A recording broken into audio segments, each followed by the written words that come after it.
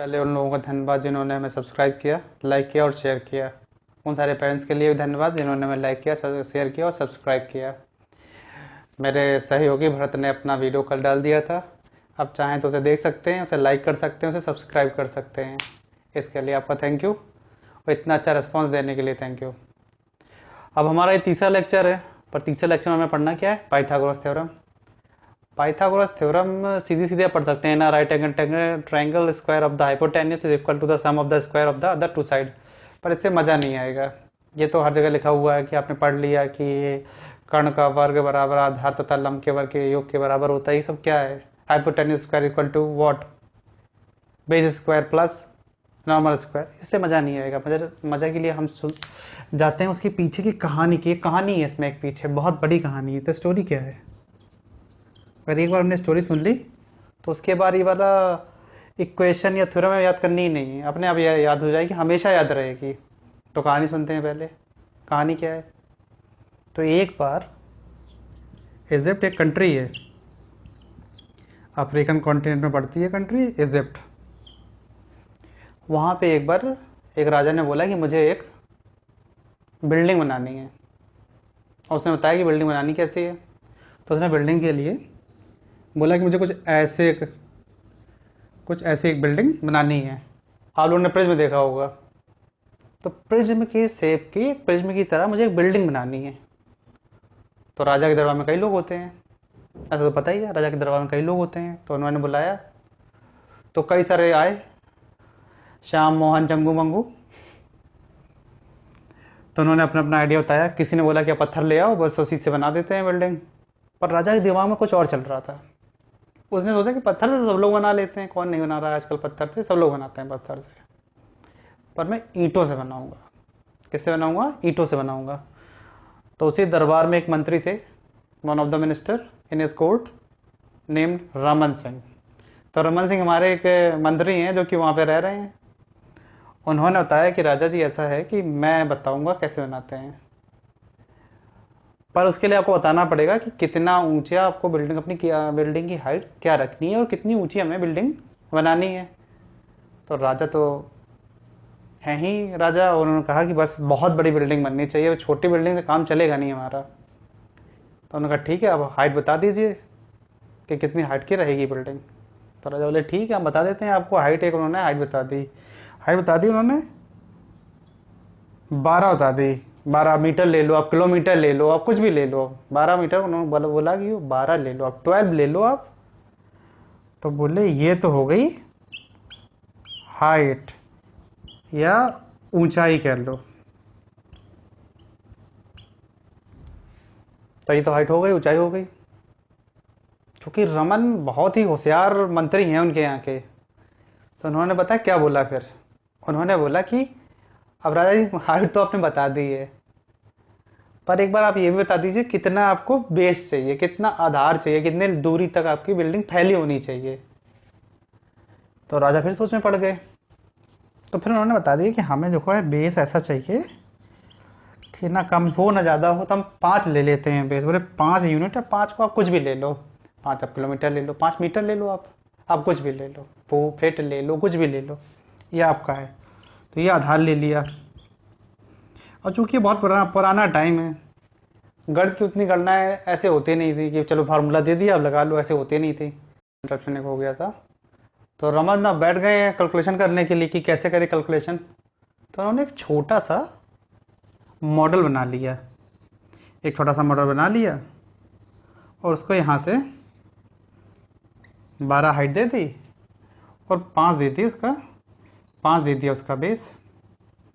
उसके बाद उन्होंने एक छड़ी टिका दी ऐसे करके और उसकी लेंथ मेजर करी, लेंथ नापी, पता चला कि वो तो 13 निकली। तो उन्होंने यहाँ पे 13 लिख दिया, 13, ही रोड 13 देयर। उसके बाद क्या हुआ? उन्होंने आके राजा को बता दिया कि राजा जी वो तो ऐसा है कि अगर आपने 12 हाइट ले ली है और बेस 5 ले लिया है, तो मैं 13 का एक इंक्लाइंट, एक तिरछी, या कहना चाहिए ईयर इन लेंथ 13 चाहिए होगी। तो राजा बहुत खुश, अरे वाह आपने तो बता दिया। पर रमन सिंह हैं तो सही, अच्छे हैं, पर अब वो करें क्या। उन्होंने क्या किया, जल्दबाजी में लिखना ही भूल गए कि लिखें कैसे। उसके बाद क्या हुआ वो आगे की कहानी हम आपको थोड़ी देर में सुना रहे हैं।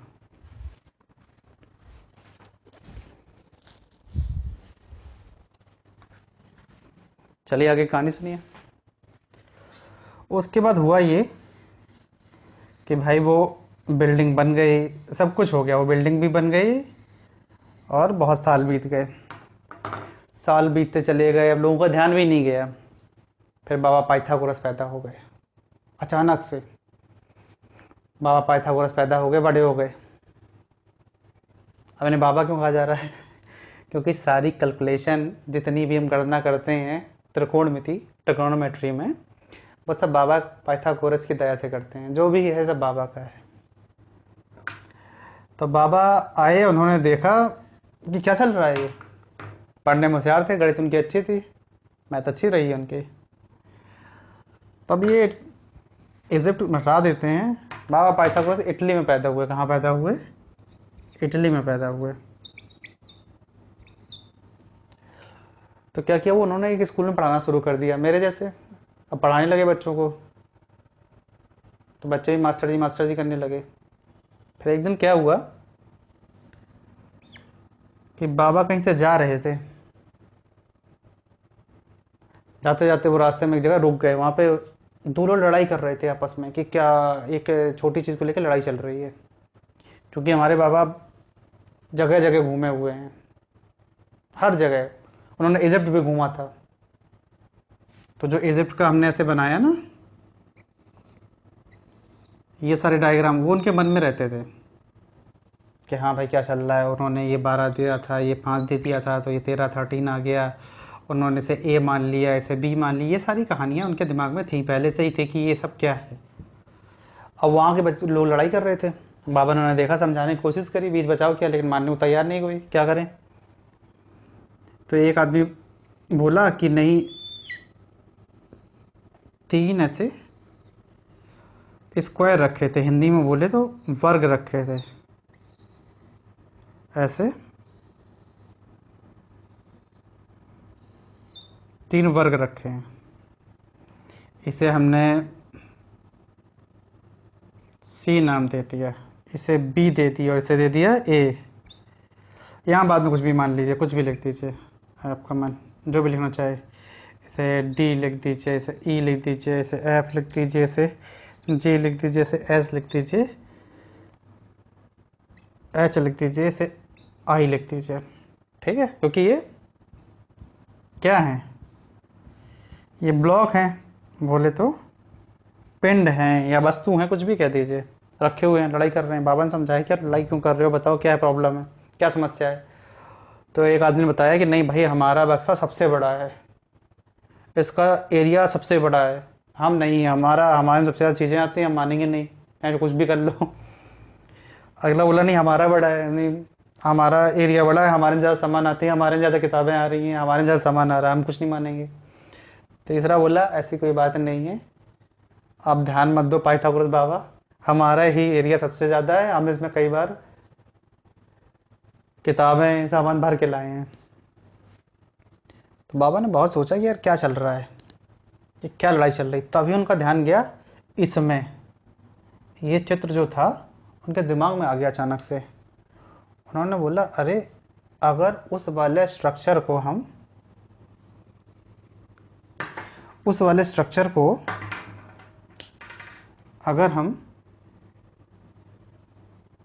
कुछ ऐसे बना दें, ये 90 अंश का कोण है, ये बी है हमारा, ये सी है और ये है, अगर उसको ऐसे कर दें, मतलब घुमा दें, मतलब ऐसा है, अब उसे ऐसा कर दें, ऐसा है, ऐसा कर दो। तो उन्होंने क्या किया, उसको ऐसा कर दिया और उठाया इसको उधर से और इधर लगा दिया। इसको उठाया, इधर ले आए, देखिए ए बी सी, ये आपका समकोण है। तो उन्होंने देखा कि यार ये कैसे आया, कहीं ऐसा तो नहीं किसी खोज के करीब पहुंच गए हैं हम। तो उन्होंने बहुत सोचा। उन्होंने क्या किया, इसका नाम दे दिया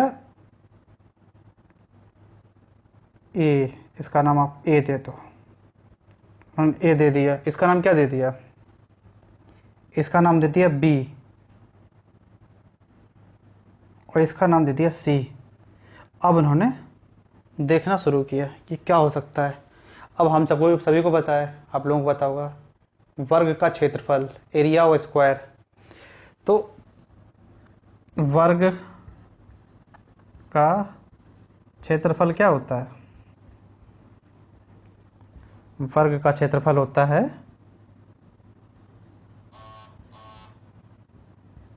भुजा का वर्ग, ये होता है।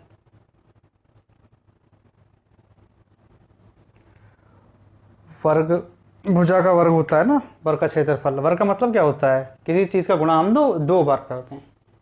कोई भी नंबर है उसको मल्टीप्लाई 2 टाइम्स कर दो, आपका एरिया ऑफ स्क्वायर आ जाएगा।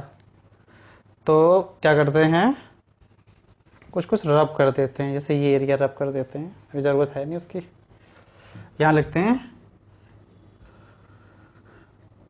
एरिया ऑफ स्क्वायर क्या होता है, साइड स्क्वायर। बस ये चीज़ पापा को समझ में आ गई, क्या करें। पाइथागोरस ने तुरंत बोला कि क्या करते हैं, इसका स्क्वायर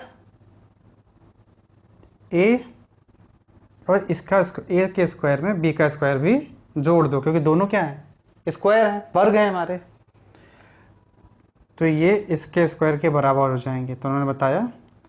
अब इसे प्रूव कैसे करें, क्योंकि ये 5 दी गई थी और ये 12 बताया था रमन सिंह ने, और ये 13 बताया था कि नहीं बताया था। तो उन्होंने क्या किया, ए की जगह 5 रख के देखा। भाई भी प्रूफ भी तो करना है, फिर उन लोगों को बताना भी तो है कि नहीं भाई आपका ब्लॉक सबसे बड़ा है, आपका जो पेंट है वो बड़ा है, आप जिसमें ले जा रहे हो सामान वो ज़्यादा बड़ी गाड़ी है। यहाँ रख दिया उन्होंने 12, हाँ 12 रख दिया, यहाँ पे 13 पुट किया उन्होंने, 13 रखा। तो देखा क्या, 5 का 2 बार गुणा करो, 5 5 जा 5 पंचे 25 आ गया, 5 पंचे 25 आ गया। और 12 का गुणा 12 में करो, 12 इंटू 12 वोट कम्स 144, और 13 का करा तो 169 आ गया। और जब इसमें ये जोड़ा है तो चमत्कार हो गया, एकदम लोग बेहोश। आया क्या, 169 निकल के आया, जो 169 के बराबर था। बस उन्होंने तो बताया कि भाई तुम्हारा बक्सा सबसे बड़ा था, तुम्हारा ब्लॉक सबसे बड़ा था, और इन सबके छोटे थे, ये बेकार लोग उसके बाद जब ये आ गया तो हमारे बाबा तो समझदार है ना, कैसे समझदार हैं, उन्होंने क्या किया,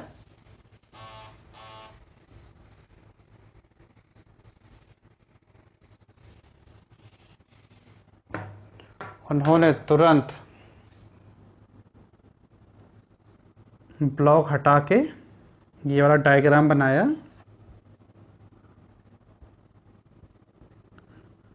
ये वाला डायग्राम बना दिया उन्होंने और बोल दिया, ये साइड ए मानी थी हम लोगों ने, ये बी मानी थी और सी मानी थी। और बस उन्होंने बोला कि किसी समकोण त्रिभुज में, ये समकोण त्रिभुज है जैसे कि हम जानते हैं कि किसी भी समकोण त्रिभुज में। अब बाबा एकदम सीरियस हो गए हैं लिखने वाले मूड में कि लिख देते हैं, ऐसा ना हो कोई और लिख जाए आके और जो कुछ किया सब कराया बेकार हो जाए और कोई और ही ले जाए। तो उन्होंने लिख दिया, उन्होंने बोला किसी समकोण त्रिभुज में। इसे क्या कहते हैं, क्योंकि अभी हिंदी मीडियम वाले बच्चों, हिंदी माध्यम के बच्चों को लिए समझाया जा रहा है, तो पहले हिंदी माध्यम वाले बच्चे सुने, बाद में हमें इंग्लिश मीडियम वाले बच्चों को वैसे ही समझाएंगे। तो उन्होंने बोला कर्ण, इसे कर्ण बोलते हैं ना हम लोग, कि कर्ण का वर्ग, कर्ण का वर्ग बराबर है किसके, आधार के वर्ग के धन लंब के वर्ग के। देख लीजिए, सी क्या है हमारा, कर्ण है, ए क्या है, लंब है, बी क्या है, आधार है। तो बाबा ने बात तुरंत लिख दी। इसे नोट कर लें। उसके बाद हमारे इंग्लिश मीडियम वाले बच्चों सुने। तो ये सारी कहानी कहाँ से आई है? ये सारी कहानी आई है उन स्क्वायर ब्लॉक्स से, वो जो वर्ग के बक्से से जिन्हें लगाया था लोगों ने, वहां से कहानी आई है। अगर वो लोग ना लगाते तो शायद पाइथागोरस हमें बता ही नहीं पाते, कुछ भी कर लेते, कोई नहीं बता पाता, तो आज हम ट्रिग्नोमेट्री नहीं पढ़ रहे होते। पर उस दिन उन्होंने ऐसा करिश्मा कर दिया कि हम लोग आज ये पढ़ रहे हैं। इंग्लिश मीडियम वाले बच्चों को ध्यान दें। Pythagoras tells what he tells, उन्होंने क्या बोला? What does he tell? उन्होंने बोला कि in an right angle triangle, square of the hypotenuse. अब इसे कर्ण की जगह हटा के हाइपोटेन्यूज लिख देते हैं इधर। भाई जैसा बाबा बोल रहे हैं वैसे ही तो करेंगे। इसे नॉर्मल लिख दे रहे हैं, इसे लिख दे रहे हैं बेस। तो उन्होंने बोला इन एन राइट एंगल ट्राइंगल। और ये सारी बात जो हम पढ़ रहे हैं वो उन स्क्वायर ब्लॉक्स से ही रिलेटेड है। अभी आप यहाँ पे एक स्क्वायर ब्लॉक बना दीजिए, यहाँ पे बना दीजिए, यहाँ पे बना दीजिए, उन्हें जब करेंगे तो यही आ जाएगा। तो आया कि in an right angle triangle the square of the hypotenuse. Hypotenuse के एच को हम लिख देंगे कैपिटल एच से, hypotenuse equal to the sum means क्या होता है? एडिशन, प्लस, किसी को जोड़ना। तो हमने यहाँ पे एक बीच में प्लस साइन लिख दिया। सम ऑफ द स्क्वायर, किसका square? The other two side, मतलब बेस और नॉर्मल। तो अदर टू साइड क्या है? हमारी बेस है, नॉर्मल है, क्योंकि हाइपोटेन्यूज तो हो गई है। तो यहाँ पे हमने बेस का बी लिख दिया और नॉर्मल का लिख दिया एन। बस ये चमत्कारी चीज़ जैसी उन्होंने बताई, अब रातों रात फेमस हो गए। बस उसके बाद उन्होंने कह दिया ट्रिग्नोमेट्री भाई कर लो पूरी, हमने दे दिया है, अब कर लीजिए। एक बहुत ध्यान देने वाली बात है कि आपका सिलेबस कम कर दिया गया है। एनसीईआरटी की तरफ से, सीबीएसई की तरफ से ये नोटिस जारी हुआ है कि आपको कॉम्प्लीमेंट्री फंक्शन नहीं पढ़नी है। संलग्न कोण का जो एक सेक्शन था आपका, वो नहीं पढ़ना है आपको। आपको हमारी वीडियो अच्छी लगे, ये हमारी कोशिश रहेगी। अगर आपको लगता है कहीं कोई कमी है